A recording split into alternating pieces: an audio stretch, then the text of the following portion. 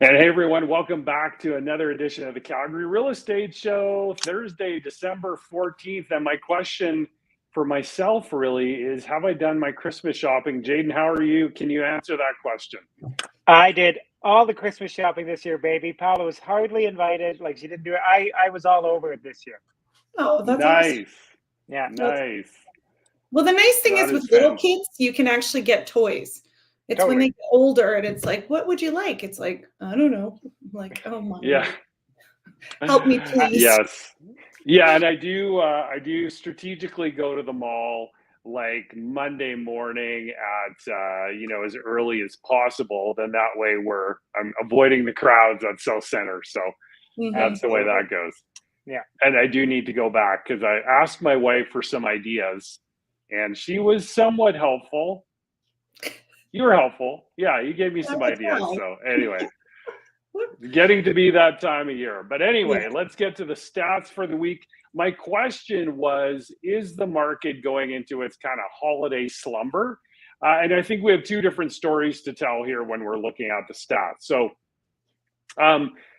new listings, absolutely. They are going like, I don't want to put my home on the market over the holidays. Not a chance. If you look at, a month ago, even 4 weeks ago, and even last week, big difference in detached new listings hitting the market. And for sure, solds have slowed down in that same time period as well. But we're still 107% of sale to new listing ratio this week. We haven't been below 100 in 5 weeks. Right. So is it decreasing? Yes. Like, our new listings decreasing? Yes. Our solds decreasing? Yes. I think it's normal at this time of year. There is a perception that you're not getting as many people through your home.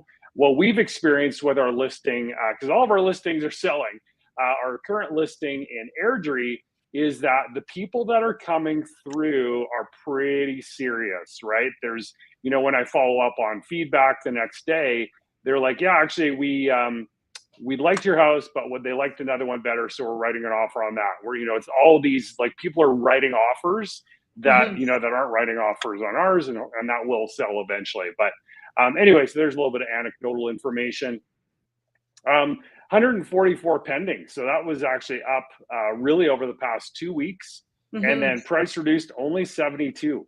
Only 72, which makes sense because there's less new listings on the market maybe. Back on market 34, 32 days on market. Active detached now down to 1127, 2377 for total active. And again, this does not include pendings. Natalie. Okay, so we're going back in the time machine. So last year, this week, we had 303 sales total. This week, 355. So it's still up 17%. New listings was 295. This year, 389. So it's up almost 32%. Active listings, 2913. This year, 2873. So it's down 1.37%. It's pretty negligible, really. I would call that a statistical tie. Yes, I would agree. 100%. Within the margin of error. I know there is no margin of error, but exactly. But the difference is days on market last year was 49, this year 32. So it's still down almost 35%. So yeah, for sure. So people are serious. Yeah, they want to get a house. Yeah, exactly. And the question we asked is the market, going into a bit of a holiday slumber? Like, the market has a turkey hangover. This of course takes into account all the different categories, right? So we've got detached, apartment, row, and semi-detached. Sales up 17% in this week year over year, but new listings are up too. So, yes and no. I think there's still some very serious buyers out there in the market, as we can see with sales being up 17% year over year. What's going on with you, Jaden? Not you personally, but mortgage rates. Well, you personally too. Oh, okay, yeah, you personally. We'll get to yeah, we'll get to me personally later. But mortgage rate wise, things are coming down slowly. You'll see that kind of across the board here, a little bit lower than last week. Really, what's going to happen right now? The bond market is falling off a cliff, and what that means is that they're predicting what's going to happen with the overnight rate that the Bank of Canada sets in the new year, and they're predicting things are going to start going down. Right, so bond yields are starting to head in a downward position relatively quickly. this means that fixed yields or fixed pricing is going to come down. And I think the reason that it hasn't as aggressively as the yields have is one, that lenders just like to hold out as long as they can. But Sure. yeah, two, they tend to make those moves in kind of, late January, February in preparation for the spring market. So I would say pretty good bet that within the next couple of months, we're going to see a lot of these rates no longer having a 5 in front of them. They're going to have a 4. It's going to be a little bit harder to take that variable at 6.2 when you see the fix at 4.8. That's a bit of a big spread. So it'll be interesting to see if the Bank of Canada starts making decisions that kind of get back in line with the marketplace early in the year as well. So a lot of interesting things over the next, let's say, 3 months with where rates go.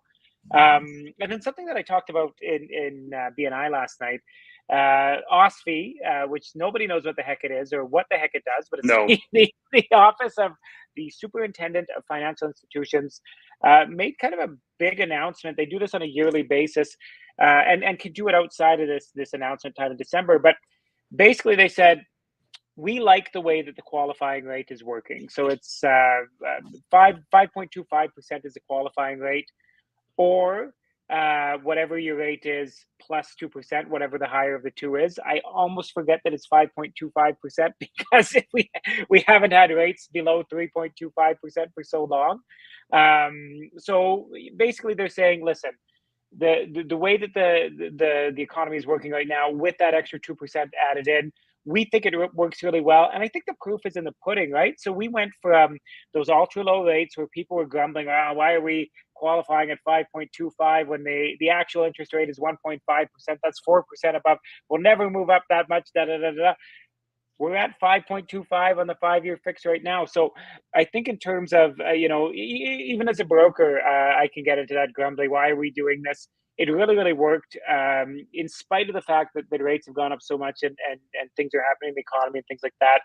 People are not defaulting on their mortgages right now. So No. OSFI just decided to keep doing what they were doing. And we'll see that going into 2024. Hopefully in 2024, we're using that 5.25 because the rates have fallen down so much. Yeah.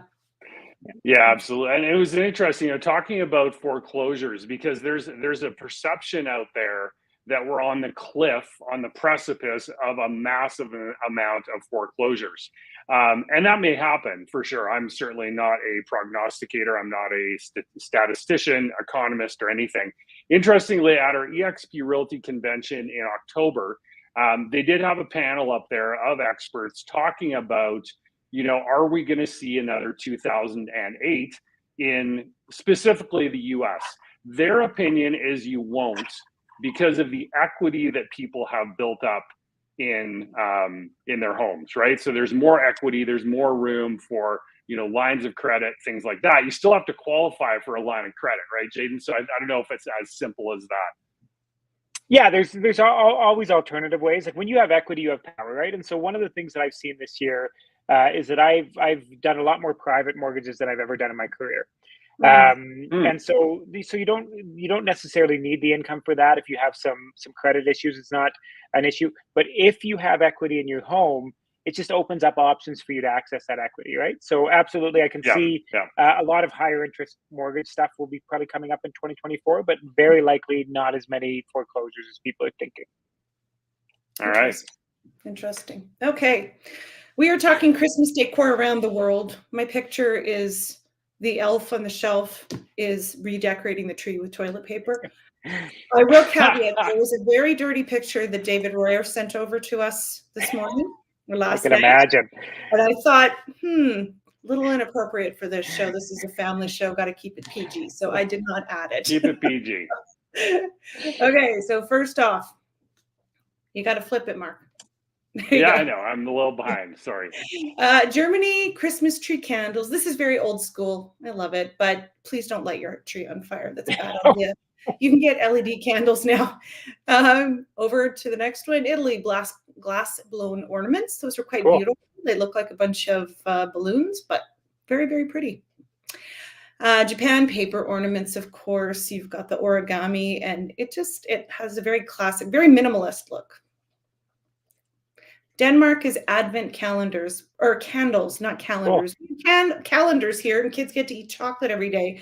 These guys just burn down each number, and I think it's quite a beautiful tradition. So, and Scotland tartan fabric.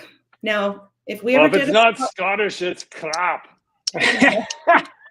If we ever did a tree like this, Mark, you would be wearing a kilt, which I really dig kilts. So I think it would be a good thing. We'll try this one year. All right, this is a family show.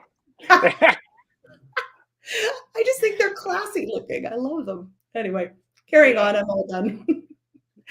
All right. No real big changes to the community events. Again, go to Global Calgary. What was it? Curiosity, which is spelled Curio and then City at the end. They're really great with their community events. But these are a few that may want to take in.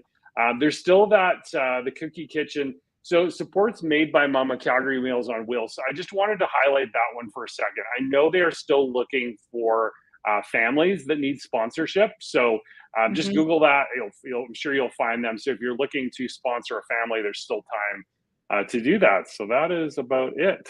All right, guys. That's awesome. Well, Jaden, you got all your Christmas shopping done. So now you're just like locked in, ready to go. Absolutely. The upside to that is I don't have to do any of the wrapping. None of the wrapping has been done. So Paola is going to be very, very busy, but I'm all good. She'll have a baby and a baby born as she's madly wrapping this. Exactly. Yeah. Awesome. All right. Thanks, guys. Thanks, everyone, for watching, whether you watch this live or later. And we will talk to you for the last time in 2023 next week. Bye. See you then.